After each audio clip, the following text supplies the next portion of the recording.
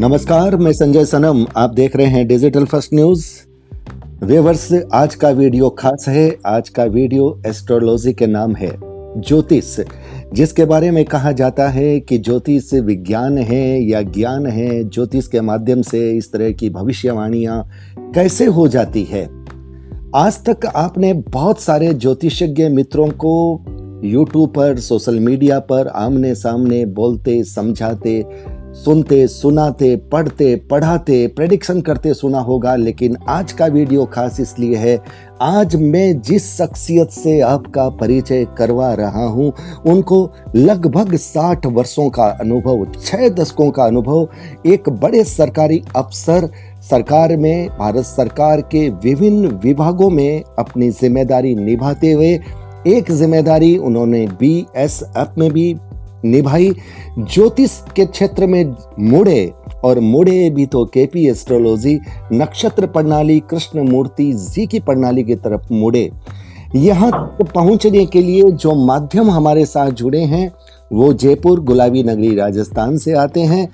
आज इस कॉन्फ्रेंस में हमने उनको भी जोड़ा है और जिस शख्सियत से हम आपका परिचय करवाएंगे, जिन्हें आज मैं बड़े आदर और सम्मान के साथ ज्योतिष के गुरु के रूप में, खास अतिथि न कहता हुआ, ज्योतिष का गुरु कहता हुआ उन्हें संबोधन दूंगा, क्योंकि ये शख्सियत ज्योतिष करती है ये नहीं कह सकता, ये ज्योतिष को जीती है। हर क्षण, हर पल जिनकी अंगुलियों में जोड़ रहती है, फोन करते करते भी नक्षत्रों की गणित की गणना घूमती है, इधर सवाल आता है, उधर जवाब जाता है, तर्क के साथ जाता है, विश्वास के साथ जाता है। जी हाँ, मैं आज का ये एपिसोड नाम कर रहा हूं आज के दौर के कृष्ण मूर्ति, जिन्हें मैं कह सकता हूं भीलवाड़ा, राजस्थान की धरती से ये फोन लाइन वहां पर जा रही है। और अब हमारा परिचय आप तक पहुंचेगा ज्योतिष मर्मज्ञ KP एस्ट्रोलॉजर, जिन्हें कहा जा सकता है कानून के क्षेत्र के भी विशेषज्ञ रहे हैं, LLB, LLM, कानून के प्रोफेसर। लेकिन आज का परिचय सिर्फ ज्योतिष का देंगे, वो भी KP एस्ट्रोलॉजी का देंगे। हमारे साथ फोन लाइन पर एक तरफ जयपुर से स्वरूप चंद जी हीरावत हैं, जो हमारे लिए माध्यम बने हैं और खुद एस्ट्रोलॉजर हैं, अच्छी पकड़ है। और आज के हमारे खास अतिथि, लेकिन मैं कहूंगा हमारे गुरु, ज्योतिष गुरु, आदरणीय शांति कुमार जी वाजपेयी जी। वाजपेयी साहब, नमस्कार। बहुत बहुत स्वागत। हीरावत साहब, आपका बहुत बहुत आभार। आपके माध्यम से हम ज्योतिष के अनमोल खजाने तक पहुंचे हैं। वाजपेयी साहब, सबसे पहला सवाल आपको प्रणाम करते हुए कि मेरे अनुभव में एक बात आई है कि ज्योतिष में जितने भी बड़े नाम हैं, वो किसी न किसी सरकारी क्षेत्र में, बड़े विभाग में रहे हैं, और उसके बाद ज्योतिष में वो मुड़े हैं, और फिर वो ऑथर बने हैं, उनकी किताबें चली है, उनके शोध चले हैं। और आज इसी कड़ी में एक नाम आपका भी मेरे अनुभव में जुड़ रहा है। और मैं सर, सबसे पहले सवाल आपसे यही करना चाहूँगा कि सरकारी अफसर की जिम्मेदारी निभाते निभाते, विभिन्न विभागों में काम करते करते, ज्योतिष के क्षेत्र में आपकी रुचि कैसे हुई, और उसमें भी आपने KP एस्ट्रोलॉजी को कैसे चुना? वाजपेयी साहब। ऐसा था, जब मैं विद्यार्थी था, ये बात है 1965-66 की आसपास जी। वो याद है, मैंने एडमिशन लिया जी LLB में। जी। उस समय एक क्यूरियोसिटी जागृत हुई कि क्या एस्ट्रोलॉजी नाम की कोई साइंस है, अगर साइंस है तो इसकी परफेक्टनेस कितनी है। जी। तो इसके बारे में उस समय जो तत्कालीन पुस्तकें थी, थोड़ा सा अध्ययन देखा, थोड़ा सा अखबार देखा, आज का पंचांग देखा, लेकिन वो उससे कोई सेटिस्फेक्शन नहीं मिला। जी। जो डेली पंचांग आते थे रूटीन वाले, वो देखे, मंथली प्रेडिक्शन आए, वो देखे, उससे भी कोई इंटरेस्ट नहीं था। जी। फिर किसी सज्जन ने मुझे कृष्णमूर्ति के लिटरेचर से परिचित कराया। उस समय कृष्णमूर्ति साहब थे जी, और उनकी एक मैगजीन निकलती थी KP एस्ट्रोलॉजी की। जी। उसमें जिनको मैंने देखा तो मैं थोड़ा सा प्रभावित हुआ केपी सिस्टम से।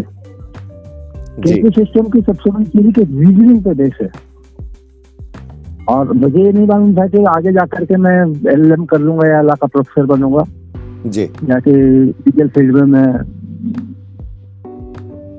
मौका लेकर के क्या कहते हैं प्रोफेसर बनने का मुझे मौका मिलेगा जी। तो रीजनिंग थी। तो कृष्णमूर्ति पद्धति की सबसे बड़ी विशेषता ये है कि ये जो भी प्रेडिक्शन देते हैं ये रीजनिंग पे बेस्ड है। थोड़ा सा क्लियर कीजिए, थोड़ा सा इस बात को क्लियर कीजिए आप। हाँ जी। ये और ये नहीं है, मतलब इसमें कृष्णमूर्ति में ये हो सकता है नहीं, ये होगा। जी जी जी जी जी। ये और भाई ये भी हो सकता है, वो भी हो सकता है, ये भी हो सकता है, वो भी हो सकता है। ये हो सकता वाली बात नहीं है, मेरे वाली चीज नहीं है, सच वाली ये चीज होगी जी। अब आज मैं आपसे लेट हो गया, मतलब मैं केवल इसलिए मैं क्षमा चाहता हूँ। मेरे पास एक सज्जन की हॉरोस्कोप आई थी, इसने 4 घंटे ले लिए मेरे। जी जी जी। ये उनको एक्चुअली निमोनिया हुआ था और उनको कोरोना का ट्रीटमेंट दे दिया जी। और कोरोना का ट्रीटमेंट के बाद क्या उनकी वॉइस चली गई जी जी। उनका आवाज जो है वो खत्म हो गई। ओहो। अब वो बात करते हैं तो पापा पापा पापा कर, जैसे पवन कर बोल रहा है तो पापा पापा करके बंद कर देते थे जी। तो काफी दिनों से मेरे से टाइम मांग रहे थे लेकिन नहीं मिला, तो आज पर चांस आ गए वो। तो मैंने उसमें देखा कि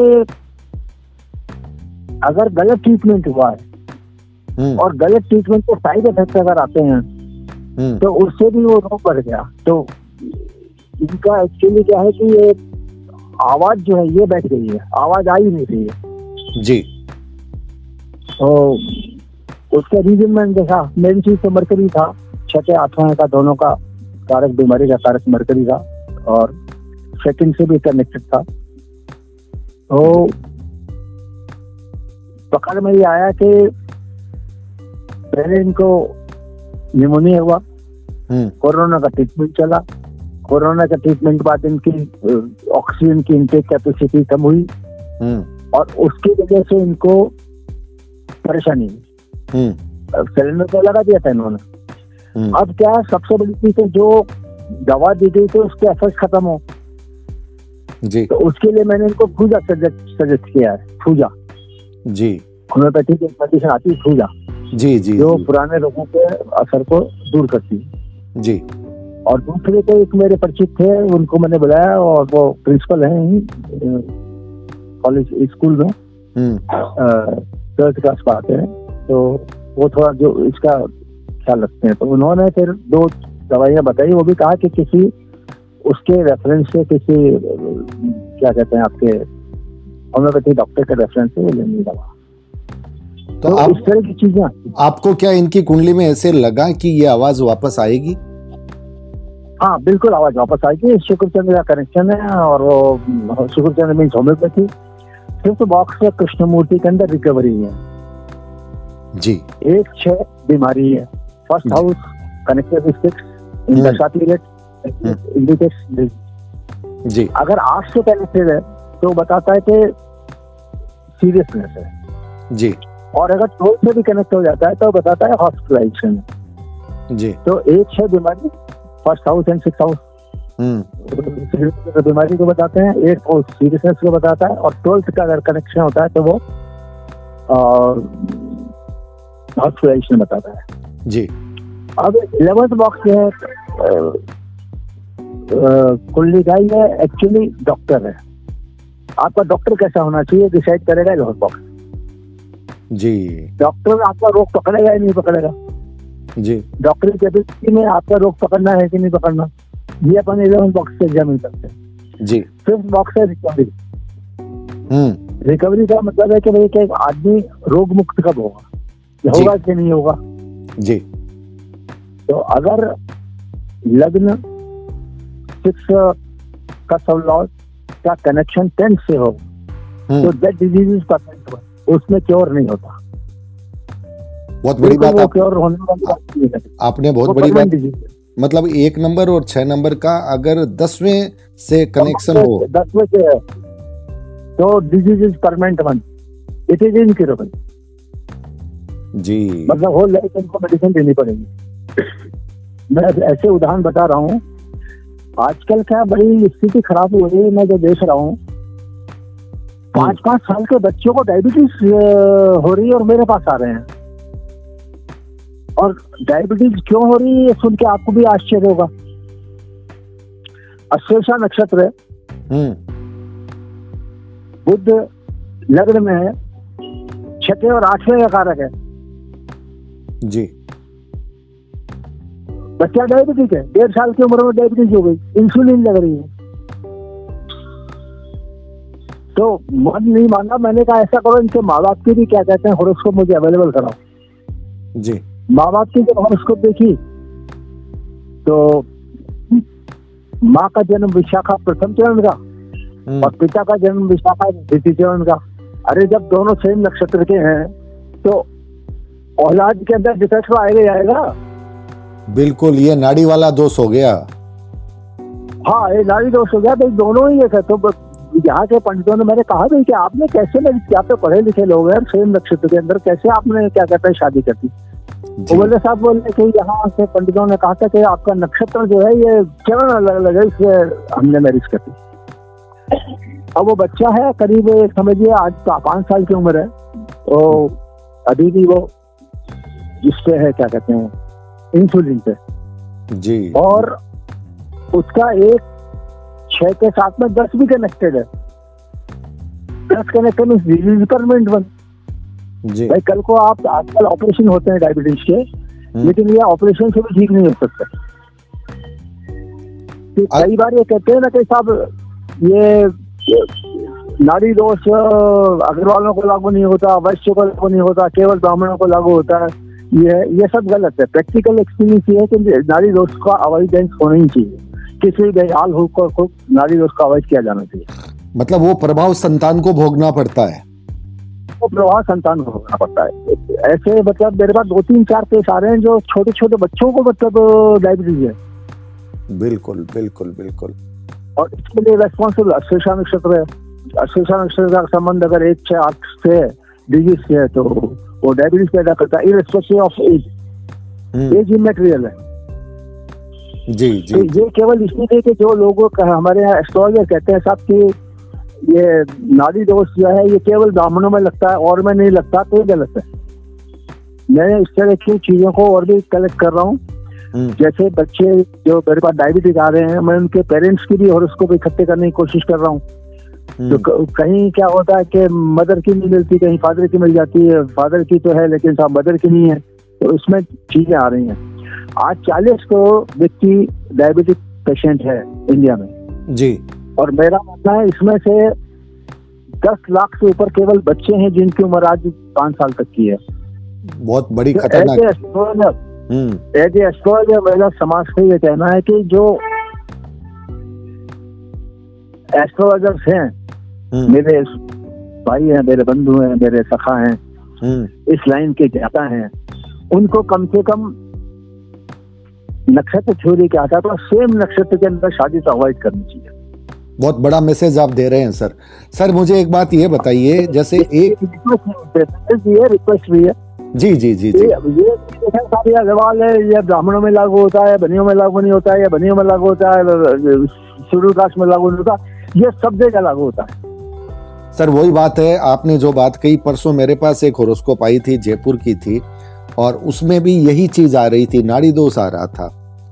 तो मैंने उनको ये स्पष्ट कहा कि भाई नाड़ी दोष ये अवॉइड करना ज्योतिष कहता है। हालांकि ज्योतिष में गूगल करने से कई जगह ये भी लिखा हुआ था जो आप कह रहे हैं कि अगर 1 चरण 2 चरण का फर्क हो जाता है तो उसका प्रभाव फिर उस रूप में नहीं पड़ता, लेकिन आपका प्रैक्टिकल ये कह रहा है कि चरणों का कोई प्रभाव नहीं, फर्क पड़ता है जी। लोगों ने करा दिया है, उसका मतलब है कि भाई हमें करेक्ट करना पड़ेगा। एज एस्ट्रोलॉजर भी हमें समाज को ये देना पड़ेगा कि सेम नक्षत्र के अंदर तो शादी मत करो। बिल्कुल बिल्कुल, उसका काम तो भुगतना पड़ेगा। अच्छा सर मुझे एक बात बताओ, जैसे 1, 6, 10 के साथ अगर 11 भी जुड़ जाता है तो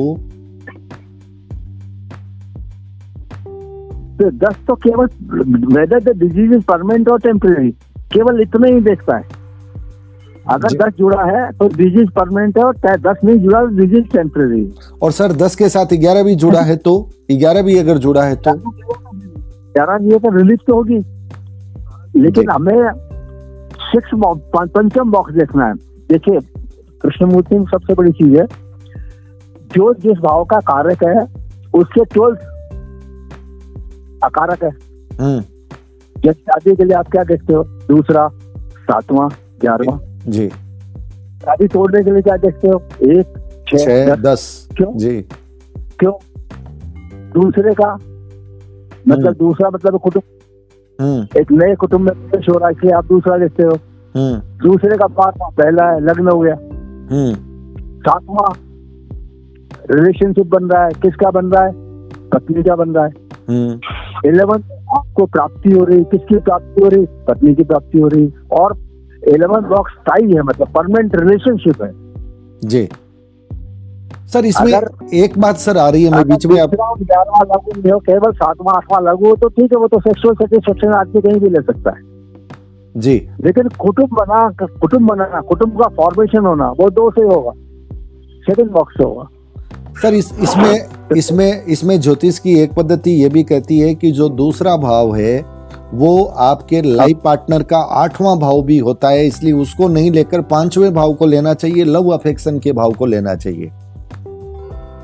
उसमें एक चीज है, कृष्णमूर्ति साहब ने जो बताया था, वो आपका दूसरा उसका 8वां और आपका 8वां उसका दूसरा होना चाहिए। जी। ये हमारे यहाँ नहीं देखते लोग, कृष्णमूर्ति में फिर भी कंसीडर करते हैं। दूसरा और 8वां क्या है, एक्चुअली सेक्सुअल सेटिस्फेक्शन है जी। 7 सेक्स है और 8 सेक्स ऑर्गन है जी। 7 सेक्स देख सकते हैं और 8 से सेक्स ऑर्गन देखते हैं। तो सर अगर किसी कई बार ऐसे केसेस आते हैं जिसमें शादी तो हो गई लेकिन लड़की अपने हस्बैंड को टच नहीं करने देती जी। उस केस में 2 रात लागू नहीं होते दोनों के। जब दोनों 2 रात लागू नहीं होगा तो पत्नी किसी भी हालत में पति को टच नहीं करने देगी, वो तभी टच करने की जब एक का दूसरा कनेक्शन दूसरे रात में से हो। तो इसका मतलब शादी के लिए जरूरी है दूसरा भाव। हाँ, दूसरा और 8वें का कनेक्शन जरूरी है। और अगर सर किसी का दूसरा नहीं हो रहा है, 7, 8, 11 हो रहे हैं, 7, 8, 11 तो फॉर्म, एक फैमिली कहाँ फॉर्म हुई? तो ये फिर 7 सेक्स हो गया, 8वां सेक्स ऑर्गन हो गया, 11वां लाभ हो गया। तो इसका मतलब रिलेशनशिप हो गई, खाली रिलेशनशिप हो गई, उसमें फैमिली फॉर्मेशन नहीं हुआ। तो फैमिली सेकंड कुटुंब भी तो आप कुटुंब लीजिए ना, सेकंड कुटुंब भाव है। तो इसका मतलब इसका मतलब संतान होने के लिए आप 2, 5, 11 लोग हैं जी। दूसरा 5वां 11वां भाई लाभ हुआ, 11वां किसका हुआ, कुटुंब, दूसरा कुटुंब में वृद्धि हुई, किसकी हुई, संतान को ही 5वें के हुई। 2, 7, 11 संतान में एडिशन हुआ, किसका हुआ भाई, पत्नी का हुआ और परमानेंट हुआ, 11th बॉक्स परमानेंट ही है जी। तो इनको तोड़ते हैं कृष्णमूर्ति में, तो मेरे समझाने का मतलब था 1 से 10 लागू हुआ तो भाव टूट जाएगा। जी जी जी जी। शादी 1 से 10 शादी को तोड़ता है, 2, 7, 11 शादी को तोड़ता है। इसी तरह से आदमी बीमार पड़ता है तो उसका 6वां भाव लागू होता है, 6वां 8वां 12वां लागू होता है। 1, 6, 8, 12 हॉस्पिटलाइज हो गया, 1 से 8, 12। अब रिकवरी होती है तो 6वां का 12वां 5वां हो गया जी।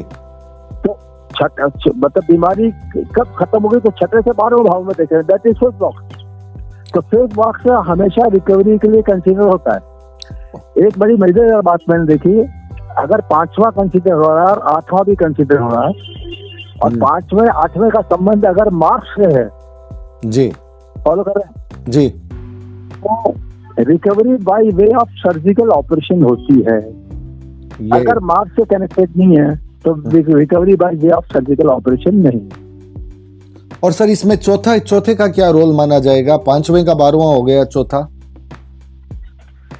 चौथे हाउस का, हाँ, फोर्थ हाउस। फोर्थ हाउस तो अपोनेंट का 10th हो गया। नहीं, अगर मैं मेडिकल के क्षेत्र में बात करूं, रोग के क्षेत्र में बात करूं, इलाज के क्षेत्र में बात करूं, आपका हार्ट हो गया, लेडीज के केस में क्या कहते हैं यूट्रस हो गया। तो सर उसमें जैसे कोई ऑपरेशन करवा रहा है या कोई ट्रीटमेंट करवा रहा है, उसका 5वां एक्टिव नहीं है, चौथा एक्टिव है, तो उसको क्या कहा जाएगा? नहीं, 5वां तो एक्टिव होना बहुत जरूरी है। वो या तो ये हो सकता है हाउस एक्सटेंडेड हो जी, जैसे जो चौथा है, चौथा भाव चौथे में भी और 5वें में भी एक्सटेंड हो गया, तब रिकवरी होगी। मूर्ति में तब रिकवरी होगी। हाँ, तो रिकवरी के लिए तो 5वां बॉक्स देखना पड़ेगा, बिना 5वें की रिकवरी कैसे हो। और अगर किसी के 5 एक सेकंड मेरी बात सुनिए, हम अगर हलवाई की दुकान में जाके कहें कि भाई मुझे एक बाथिंग सोप दे दो, तो हलवाई कहे भाई आप उसकी दुकान में जाइए सोप बेचने वाले की, मेरे यहाँ तो मिठाई मिलेगी। तो इसी तरह हर भाव का इतना फिक्स कार्य है, जो भाव को जो चाहिए वो भाव वो कंसीडर करना जरूरी है जी। हम हलवाई की दुकान से क्या कहते हैं चाय की पत्ती या क्या कहते हैं साबुन नहीं खरीद के ला सकते। बिल्कुल इसी तरह साबुन की दुकान को मिठाई नहीं खरीद के ला सकते। तो वही चीज है, भाव अपना काम करेगा। हर भाव का कारक तो फिक्स है, किस भाव का कारक क्या है उसी अनुसार अपने को चलना पड़ेगा। जी जी जी सर, और बोलिए क्वेश्चन। सर मैं ये चाहूंगा कि मेडिकल एस्ट्रोलॉजी के कुछ ऐसे सूत्र आप बताइए, क्योंकि जयपुर में एक बार एक डॉक्टर से मेरी बात हो रही थी, बहुत जानी मानी डॉक्टर हैं, एमडी डॉक्टर थी। उन्होंने मुझे एक बहुत बड़ी बात कही थी। उन्होंने कहा था कि आने वाले दिनों में हर हॉस्पिटल में डॉक्टर के साथ साथ एक मेडिकल एस्ट्रोलॉजर होना बहुत जरूरी है। हाँ बिल्कुल। उन्होंने ये कहा था कि कई बार हम डॉक्टर उस बात को नहीं पकड़ पाते। हम सोचते हैं कि हमने दवाई तो बहुत अच्छी दे दी, लेकिन मरीज को उसका इफेक्ट क्यों नहीं हो रहा है। लेकिन एक अच्छा एस्ट्रोलॉजर ये बता देता है कि आपकी दवाई का असर इतने दिनों बाद इन पर शुरू हो जाएगा, आप अपनी दवाई को शुरू रखिए। आपने बड़ा मजेदार टॉपिक डाल दिया और बड़ा इंटरेस्टिंग टॉपिक है। जी जी। जयपुर में एक फर्म है लखोटिया एंड कंपनी जी, और तेल का व्यापार है उनका जी। तो उसको यूट्रस कैंसर बता दिया डॉक्टर ने। यूट्रस नहीं, आपके यूरिन साइज के जो कैंसर होता है कैंसर। जी जी जी। भाई देव मैं जयपुर में था उस समय। तो इनके हॉरोस्कोप इन्होंने दिखाई कि भाई ये डॉक्टर ने बताया क्या कहते हैं ये प्रोस्टेटाइटिस कैंसर है, आपकी क्या ओपिनियन। तो मैंने इनके हॉरोस्कोप देखी। अब इनका जन्म था इस्लामपुर का जी। अब बड़ी इंटरेस्टिंग बात है, इस्लामपुर नाम के 7 शहर हैं इंडिया में। बिल्कुल, बिहार में भी है। तो हाँ, तो मैंने कहा कि आपका जन्म इस्लामपुर बिहार का है। बोले नहीं, बिहार का नहीं है। तो मैंने कहा ये इस्लामपुर कौन सा है? बंगाल। बोले ये आपके बिरला कॉलेज चल रहा है ना पिलानी जी, दिमागी और चिड़ावा के आसपास का इस्लामपुर है। तो मैं उनको जे एंटरप्राइज के यहाँ ले गया, क्योंकि मेरे पास कोई साधन था नहीं हॉरोस्कोप बनाने का वहाँ। तो गेटवे पे मैंने इनकी हॉरोस्कोप बनवाई। तो फिर मैंने इनके एस्ट्रोलॉजर से पूछा था कि यार आपने इनको बताया? बोले हाँ। तब इनको तो वो है कैंसर से ग्रोथ है। मैंने कहा आपने इनकी हॉरोस्कोप देखी? हाँ। बोले हॉरोस्कोप से भी कैंसर से ग्रोथ है। तो बिहार के बने हॉरोस्कोप और राजस्थान का जो इस्लामपुर बने के हॉरोस्कोप में 23 से 36 मिनट का अंतर था जी। तो टोटल मतलब ये मान के चलिए कि इनका सब और कष्ट दोनों चेंज हो गया जी। और मैंने इनको राइटिंग में दिया कि आपको क्या कहते हैं ये कैंसर ग्रोथ नहीं है, ये क्या कहते हैं इसका प्रोस्टेटाइटिस कैंसर नहीं है। और आप डॉक्टर जाके भिड़ जाइए, ये मत कहिए कि आपको एस्ट्रोलॉजर ने बताया जी। आप जाके ये कहिए कि किसी दूसरे डॉक्टर ने बताया जी। तो फिर वो अच्छा ऐसी बात है। तो उन्होंने कहा ऐसा मैं 15 दिन के लिए आपको ये गोली और देता हूँ, ये 15 दिन बाद आप दिखेगा जी। फिर 15 दिन में मैं दिल्ली आ गया। फिर उन्होंने जो 15 दिन दिया था तो मैंने उनसे फिर टेलीफोन बात की जी तो उन्होंने कहा सर मैं डॉक्टर के पास से निकल ही रहा हूँ, और उन्होंने कहा साहब कैंसर नहीं है। जी, क्या बड़ी बात है। ऐसे 3 केस में जिसमें कैंसर ग्रोथ डिटेक्ट किया और कैंसर नहीं था। बताइए। एक बड़ी चीज है जी कई बड़ा मिसलियंस होती है, जिसे कहते हैं ना अचानक। जी एक सज्जन अपनी बेटी के साथ मेरे पास आए, क्वेश्चन था उनकी शादी का। जी वो जिस मुहूर्त में आए, तो उस मुहूर्त में एक्चुअली क्या वो व्यक्ति आ सकता था जिसके हार्ट में कोई पल्पिटेशन की दिक्कत हो। तो किडनी के ऊपर ये चलता है ना, रीनल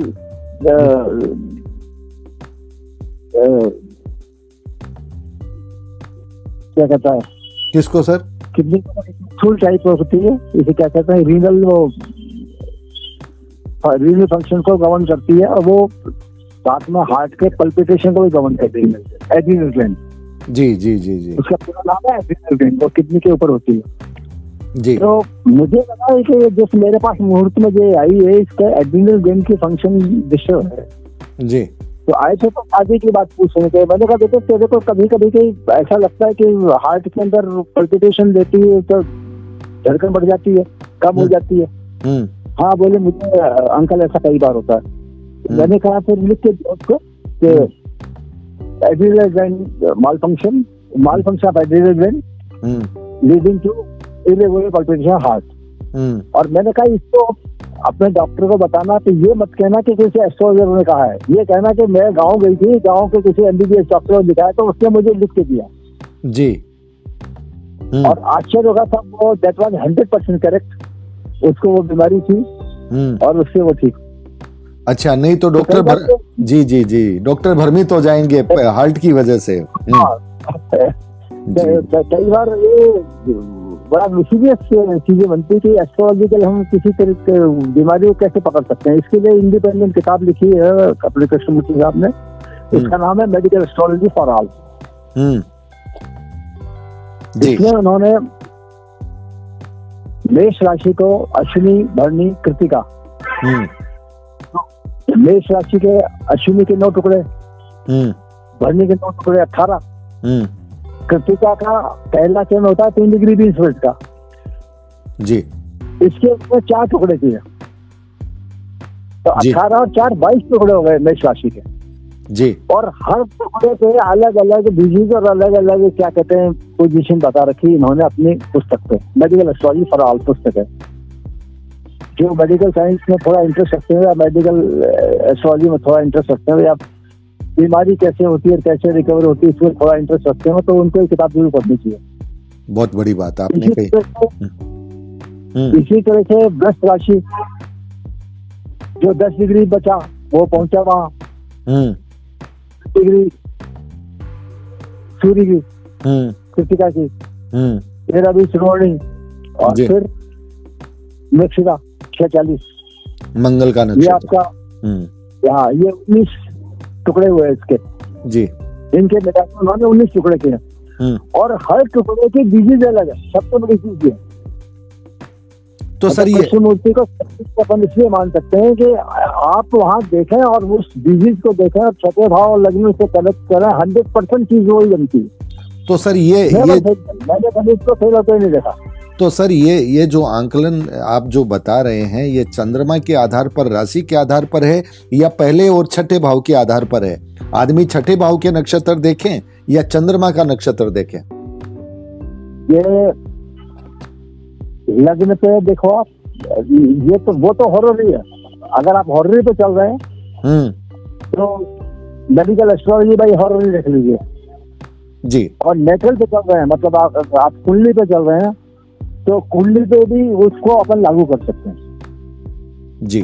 पहला भाव क्या बता रहा है, छठा भाव बता रहा है, छठा भाव डिजीज है, डिजीज कहाँ की है वो 6 का लॉर्ड जहाँ पड़ा है दैट इंडिकेट्स प्लेस जहाँ की डिजीज है।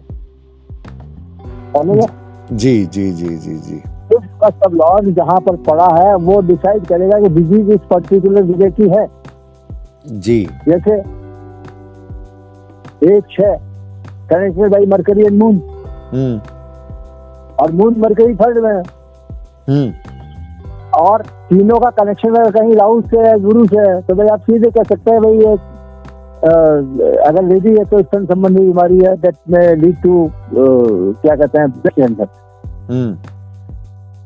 गुरु राहु बढ़ाएगा किसी चीज को, गुरु किसी चीज को बढ़ाएगा, शनि किसी चीज को घटाएगा। अब इसको आप देखोगे तो सूर्य अपनी मानते हैं, लेकिन मेडिकल साइंस में सूर्य के बिना स्वेलिंग नहीं हो सकती।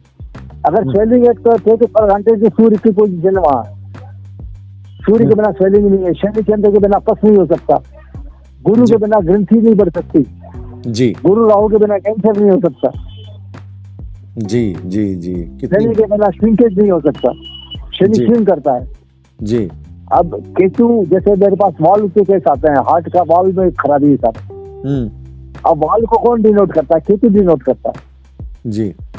फोर्थ बॉक्स में सूर्य केतु का कनेक्शन सही नहीं मानते हैं, उसको वाल्व की शिकायत होती है दशा पीरियड के अंदर। अगर 1-6 से कनेक्ट हो रहा है तो जी, हार्ट का वाल्व खराब होता है, तो केतु को वाल्व बता दिया। शनि चंद्र का कॉम्बिनेशन तो पास होगा, बिना शनि चंद्र के कॉम्बिनेशन के पास नहीं हो सकता जी। कहीं सूजन है मीन से सूर्य का कनेक्शन है, इसलिए सूजन है।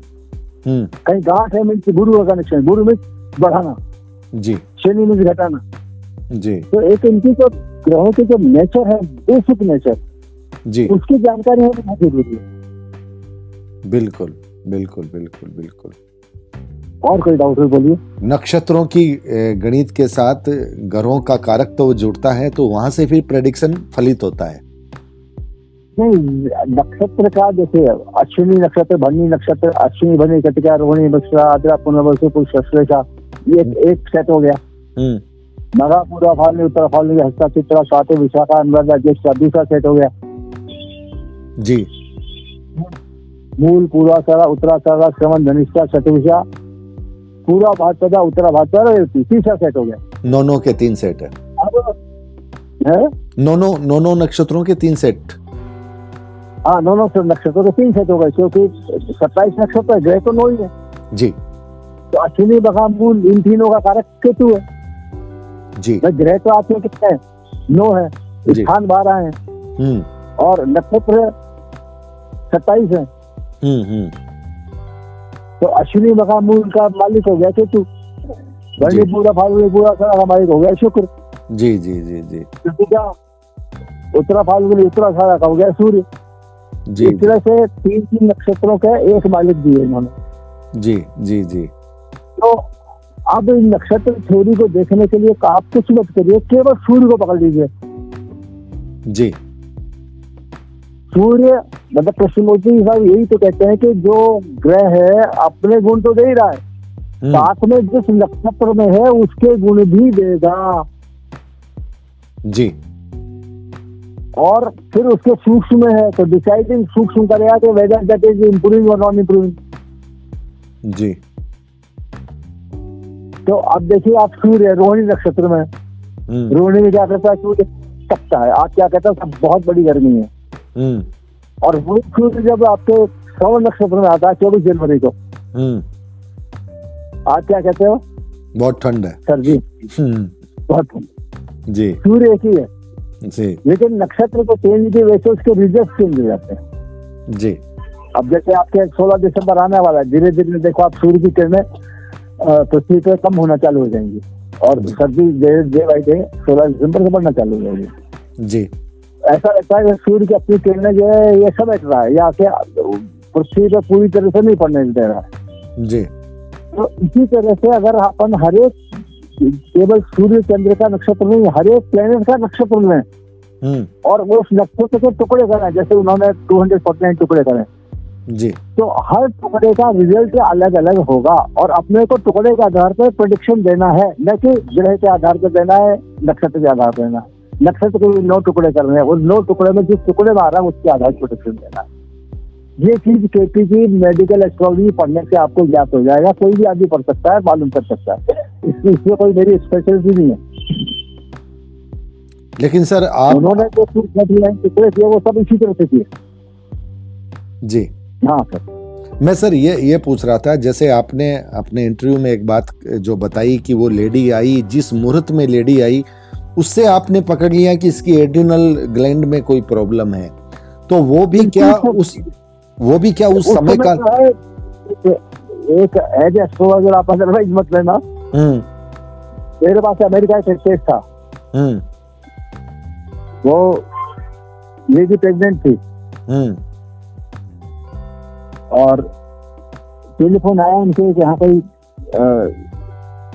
इसके भाई देवर की वाइफ का टेलीफोन आया मेरे पास। तो सो प्रेग्नेंट है और आपको क्या लगता है? अब क्या लगता है, इतनी प्रेगनेंसी मीन्स आपको ये मालूम पड़ना चाहिए कि जुपिटर में बात कर रहे हैं। We are talking about Jupiter. Hello, हाँ जी हेलो, बृहस्पति के बारे में बात कर रही है। मुझे मालूम था बृहस्पति इस तारीख को रिट्रोगेट हो रहा है जी, और बृहस्पति बात कर रही थी तो बृहस्पति चल रहा था। तो मैंने उसके साथ देखो साहब, आप अदरवाइज बताना ये प्रेगनेंसी टर्मिनेट हो जाएगी और ये डेट होगी जाएगी। और ये कहना नहीं किसी को साइकोलॉजिकल असर पड़ जाएगा इससे जी। उन्होंने किसी को नहीं बताया। 2 महीने 3 महीने बाद वो डेटा गई। अमेरिका से टेलीफोन गया। ये डॉक्टर शबीर की बात कर रहा हूँ, डॉक्टर दिनेश भार्गव, जो आपने दिल्ली के अंदर इसमें रहे हैं, इंटेस्टाइनल इसमें क्या कहते हैं जी। तो जो जीवन डेट था उससे स्थिति खराब हुई इसकी और अल्टीमेटली इनकी कोई रिलेटिव यहाँ भी डॉक्टर थी आपके जयपुर के, इसमें डॉक्टर, इनसे बात हुई। उन्होंने कहा प्रेगनेंसी टर्मिनेट करानी पड़ेगी और कुछ नहीं बचेगा। तो अल्टीमेटली प्रेगनेंसी टर्मिनेट हुई था। तो जब उनकी वाइफ ने ये चीज बताई कि यहाँ एक ऐसा एस्ट्रोलॉजर जिसने इस चीज को पहले 3 महीने पहले बता दिया था, तो जीप में भर के पूरे घर वाले, मतलब डॉक्टर साहब, डॉक्टर उनके भाई दूसरे डॉक्टर जो अमेरिका से आए थे, और ये पूरा परिवार देखना है कि ऐसा कौन सा आदमी जो इस चीज इस तरह प्रेडिक्शन करता है। मेरे को बोला हम केवल आपको देखने के लिए आए और कुछ भी नहीं। तो मैंने कहा इसमें नथिंग, इसमें मेरा कोई है कंट्रीब्यूशन नहीं है, ये कंट्रीब्यूशन कृष्णमूर्ति का है। कृष्णमूर्ति जिस हिसाब से बताते हैं मैं तो उसी हिसाब से चलता हूँ। तो सर मेरा कोई कंट्रीब्यूशन नहीं सर, इस बात को मैंने ऐसे 200 चीजें देखी सर, 200 चीजें नहीं सर। इस केस में ये मालूम करना चाहिए कि आज की पोजीशन क्या है और प्लेनेटरी पोजीशन क्या चल रही है, सूर्य चंद्र नक्षत्र है। अभी एक आश्चर्यजनक बात और बता रहा हूँ जी। दिल्ली की इनकम टैक्स कमिश्नर है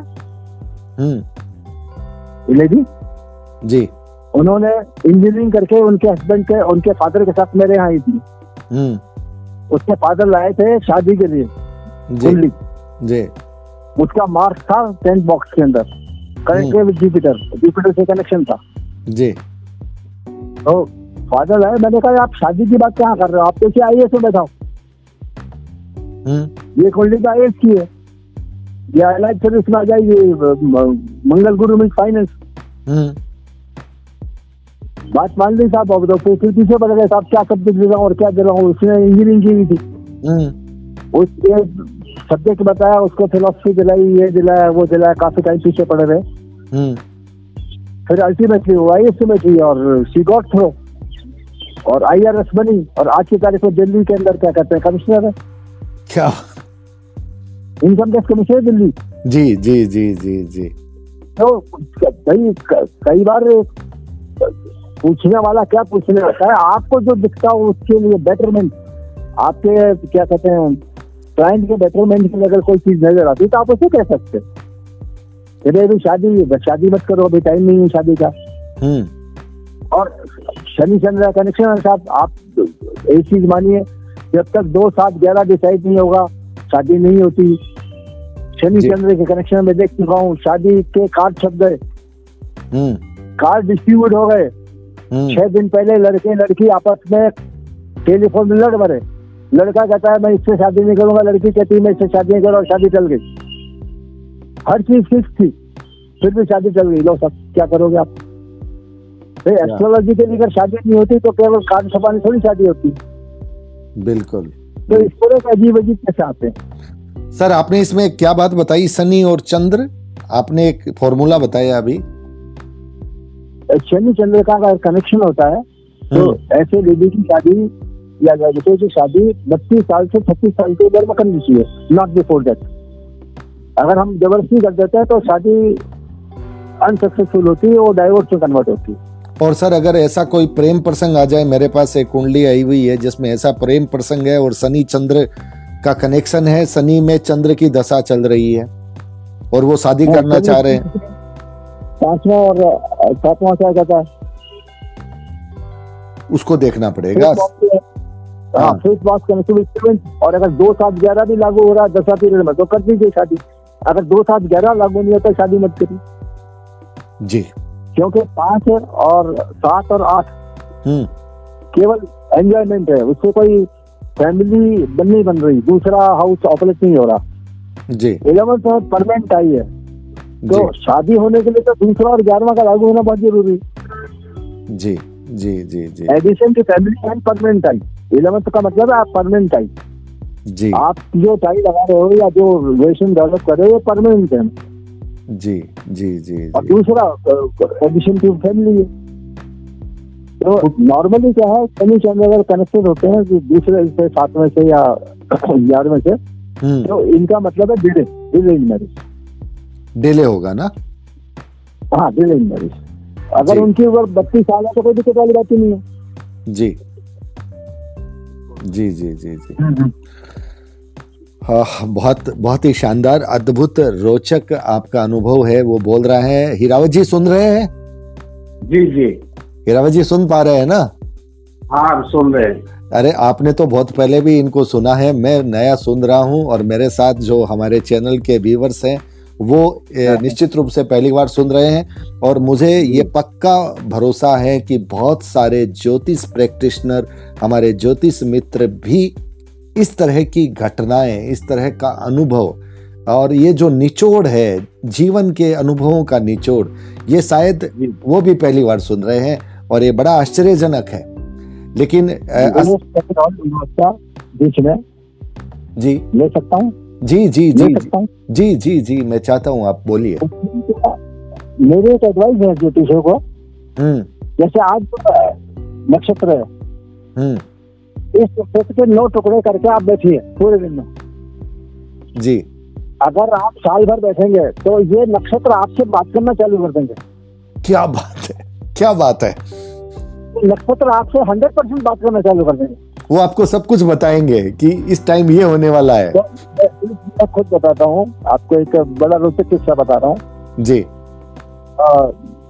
96 की बात है शायद, मैं जयपुर में था और ये मेरे पास पूरा कैलकुलेट होता है, मतलब ये पूरे दिन का कैलकुलेट होता है जी।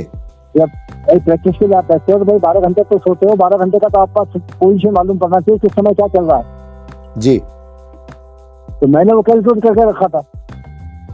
तो 3 बज गए, मैं खाना नहीं खा पाया था, तब मैं खाना खाने के लिए उठ रहा था और किसी ने बाहर से प्रवेश किया जी। तो वो बोले, पंडित जी एक बात है। मैंने कहा, कैंसर की बीमारी है? बोले हाँ सर। फिर मैंने कहा, ब्लड कैंसर की बीमारी है? बोले यस सर। मैंने कहा बैठो। ये बस ही बैठा था। वो जयपुर के एसपी क्राइम थे जिनके भतीजे को ब्लड कैंसर था। तो उन्होंने आके नहीं कहा मेरे भतीजे को ब्लड कैंसर, मैंने कहा कि क्या कैंसर का केस है क्या, क्योंकि उस समय कैंसर का केस वाले ही आपके दरवाजे पर एंटर हो सकते हैं। क्या बात है। उस वक्त इसका मतलब राहु का या केतु का कोई नक्षत्र चल रहा था? हाँ, उस समय वही नक्षत्र चल रहा था जिसमें कैंसर पेशेंट आए और स्पेशली ब्लड का कैंसर पेशेंट। तो उस समय कोई आने वाला था नहीं, सवेरे से मैं बैठा हुआ था, 3 बज गए थे, बहुत परेशान था। खाने के लिए उठा और खाने के लिए उठ ही जाता है इन बिटवीन उनका एंट्री हुई। वो तो इतने गदगद हो गए, 2.5-3 महीने में उनका भतीजा मर गया, कोई दिक्कत वाली बात नहीं थी, ब्लड कैंसर था उसको। फिर वो कई बार मुझे अपने घर के दरवाजे ले जाते हैं। मैंने कहा, आपने एसपी हो, आपको क्राइम एसपी हो यहाँ के सिटी के, माना मैंने जयपुर के, लेकिन आपके घर में पंचांग है क्या? ये पंचांग तो नहीं। मैंने कहा, आपको तो मेरे घर ही चलना पड़ेगा। मैं उनके घर के दरवाजे गया लेकिन उतर के उनके घर के अंदर नहीं गया। तो इस तरह की चीजें तो रखनी पड़ेगी। बहुत बड़ी बात है कि नक्षत्रों को अगर आप 9 टुकड़े में बांटना शुरू कर दें। रोज रोज निकालो ना, क्या दिक्कत पड़ रही है? तो आपके बाद में चालू कर देंगे। जी आप डेली निकालो ना भाई, 27 नक्षत्र 27 ही चाहिए, फिर अगेन वो रिपीट होंगे, फिर अगेन वो रिपीट होंगे। खाली सूर्य का नक्षत्र जो है वो रिपीट नहीं होता। सूर्य का नक्षत्र 13 दिन से 14 दिन के बाद रिपीट होता है। तो अगर कोई एस्ट्रोलॉजर कुछ भी नहीं करे, केवल नक्षत्रों के टुकड़े करे, पूरे 9 टुकड़े, और सूर्य के नक्षत्र के 9 टुकड़े करे, तो उसके प्रेडिक्शन 90% करेक्ट जाएंगे। इसमें कोई दिक्कत वाली बात नहीं। ये तो फिर होरारी का बाप हो गया फिर। अरे भाई दशा पीरियड हो गई जी। अपने 9 ग्रह हैं, 9 ग्रह को ये मानिए कि भाई ये 9 रेलगाड़ियां स्टेशन में खड़ी हैं। Jaipur railway station, Delhi railway station, 9 गाड़ियां खड़ी हुई हैं जी। अब 9 गाड़ियां चल तो नहीं रही हैं। आपका लेना देना उनसे नहीं है। आपकी गाड़ी कौन सी जिसमें आप बैठे हो जी, आप कौन सी गाड़ी में बैठे हो, ये आपकी महादशा है, अंतरदशा है, सूक्ष्म अंतर है। तो ये 9 ग्रहों में से आपको चलते चलते चलते चलते आपको सिकोड़ दिया। कहाँ तक सिकोड़ा दिया कि आपका जो महादशा चल रही है, अंतरदशा चल रही है और सूक्ष्म अंतर चल रहा है, उनके ग्रह नक्षत्र कौन कौन से, बस उसी पे बेस करो और वो इमीडिएट इफेक्ट करेंगे आपकी लाइफ को। हमारे यहाँ क्या करेंगे, लोग और देखते हैं अरे भाई बुध यहाँ बैठा, गुरु यहाँ बैठा। अरे दशा ही नहीं यार, बुध गुरु की बुध को बैठने से क्या करेंगे जी। तो जो दशा पीरियड चल रहा है उस दशा पीरियड के अकॉर्डिंग ही चलो। दैट इज द मेन, क्या कहते हैं वो, अगर कनेक्टेड है इंप्रूविंग हाउस से तो इंप्रूव करेगा, अगर नॉन इंप्रूविंग से तो नॉन इंप्रूव करेगा, डिजीज से कनेक्टेड डिजीज पैदा करेगा, बीमारी से कनेक्टेड बीमारी पैदा करेगा। अगर 9th 8th और 10th से कनेक्टेड है, that is other laws of father, पिता की मृत्यु। किससे किससे? 8, 9 और 10। हाँ 8, 9, 10th। 9th का कनेक्शन 10th से और 8th से हो तो उस पीरियड में, उस दशा पीरियड में पिता की मृत्यु होती है। पिता की मृत्यु अपन बेटे की कुंडली से पकड़ सकते हैं।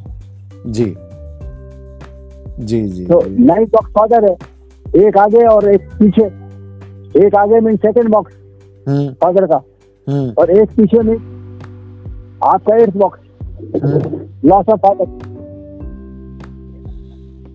तो ये चीजें सब भाई एक्सपीरियंस आती हैं, कोई दिक्कत वाली बात नहीं है। मेरा तो केवल इतनी रिक्वेस्ट है, अगर आदमी सूर्य के टुकड़े करे नक्षत्र के और चंद्रमा के नक्षत्र के टुकड़े करना सीखे और लगभग इसे साल भर 6 महीने 3 महीने 2 महीने करे, तो ये नक्षत्र और ये प्लेनेट आपसे बात करना चालू कर देंगे। तो ये नक्षत्र आपको शेयर मार्केट में भी उतार चढ़ाव बता देंगे। बिल्कुल बताते हैं जी। नहीं, जैसे खेल होता है जी, बिना राहु के सूक्ष्म के कुछ नहीं होता। अब देखो बड़ी मजेदार बात है। तो आप 27 दिन के अंदर एक नक्षत्र का चक्कर घूमता है, लग्न के अंदर 27 नक्षत्र पूरे 24 घंटे में घूम जाते हैं। जी, फॉलो कर रहे हैं? चंद्रमा के माध्यम से, चंद्रमा के माध्यम से 27 दिन के अंदर वो नक्षत्र वापस आता है, तो वो 27 दिन में आता है जी। और 24 घंटे के अंदर लग्न के माध्यम से, एक लग्न कितनी दूरी का है, उस लग्न के माध्यम से वो 27 नक्षत्र पूरे 24 घंटे में आ जाते हैं। जी जी तो जी। 6 घंटे का दिन मान लीजिए, 6 घंटे 12 घंटे के अंदर 12 घंटे का दिन मान लीजिए, 12 घंटे की बात मान लीजिए 24 घंटे में से। जी जी जी। तो जो 12 घंटे लागू हुए, तो भाई उसमें भी तो क्या कहते हैं आपके जैसे वृष लग्न है, वृष लग्न में भी फर्स्ट 10 डिग्री सूर्य की आएगी, उसके बाद चंद्रमा की आएगी रोहिणी की, उसके बाद में मृगशिरा की आएगी जी। फिर मिथुन में फर्स्ट 46 मृगशिरा आएगा, फिर आर्द्रा आएगा, फिर पुनर्वसु आएगा जी। फिर आगे पुनर्वसु, पुष्य, अश्लेषा। कर्क लग्न कैसे चालू होगा, पुनर्वसु कितना, पुष्य कितना, अश्लेषा कितना। जी। तो यहाँ वो मिनटों में हो जाएगा, जहाँ वो घंटों में, यहाँ मिनटों में हो जाएगा। जी जी जी जी। तो एक लग्न के टुकड़े करना सीखिए भाई, एक लग्न के कितने हम टुकड़े कर सकते हैं, और लग्न का कंपोजिशन जो राशि का कंपोजिशन वही लग्न का है। सबसे जी। छोटा कुंभ लग्न है क्या, 1 घंटे 30 मिनट का, जी 90 मिनट्स का। जी तो भाई उसमें मंगल कितना चलेगा, राहु कितना चलेगा और गुरु कितना चलेगा, यही तो है मंगल राहु गुरु। जी धनिष्ठा कितना है, शतभिषा कितना और पूरा भाग्यता कितना है। जी तो 90 मिनट का, 90 मिनट को बाकी आप, तो धनिष्ठा कितने मिनट रहेगा, शतभिषा कितने मिनट रहेगा और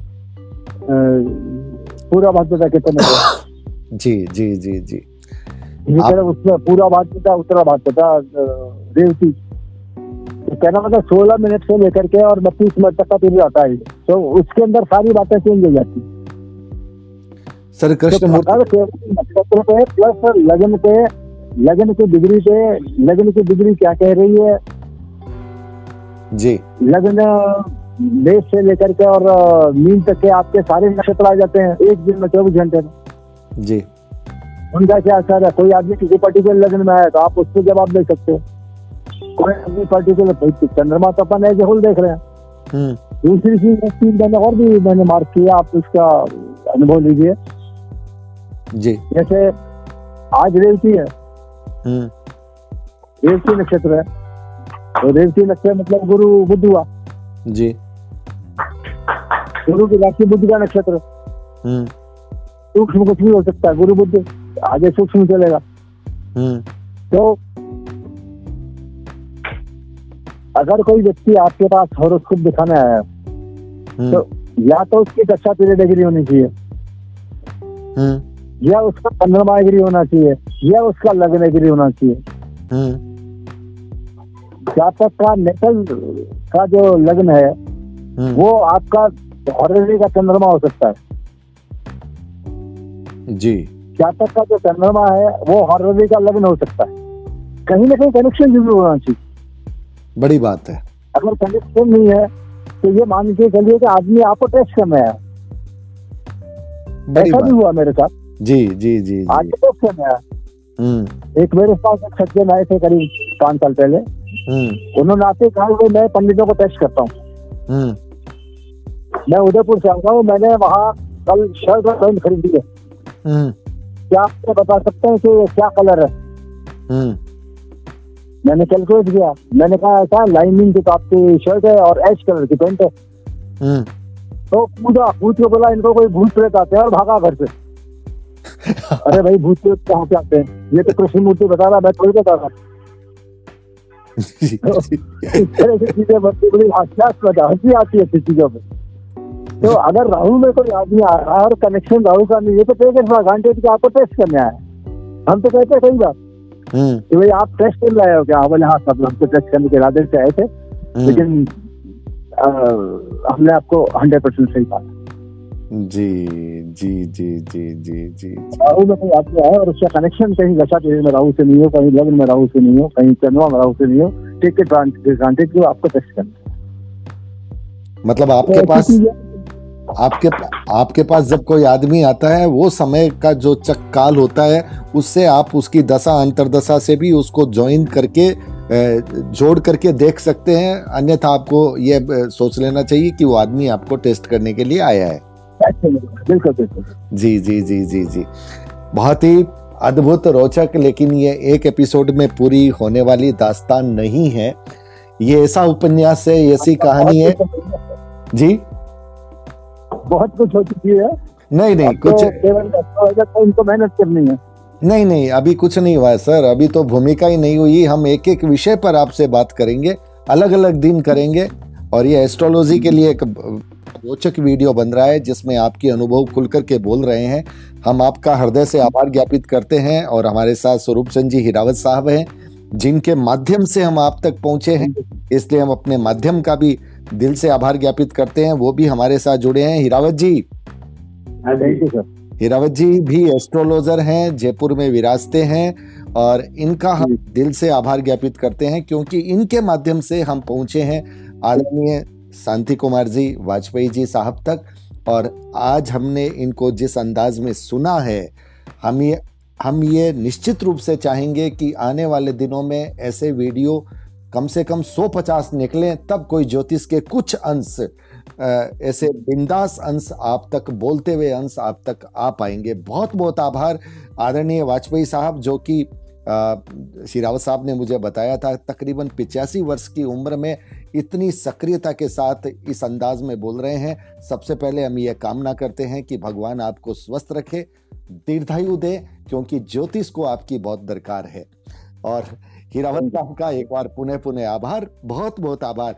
तो वीडियो को लाइक शेयर करना आपकी जिम्मेदारी पे छोड़ता हूं। ज्योतिष मित्र तो बिना लाइक बिना शेयर के बिना रह नहीं पाएंगे। अगर आप हमारे चैनल पर नए आए हैं तो सब्सक्राइब करना बिल्कुल मत भूलिएगा, बेल बटन को दबाइएगा। आज का वीडियो खास ज्ञान का, अनुभव का, अपने आप को मार्गदर्शन देने का बहुत बहुत आभार। नमस्कार। Thank you.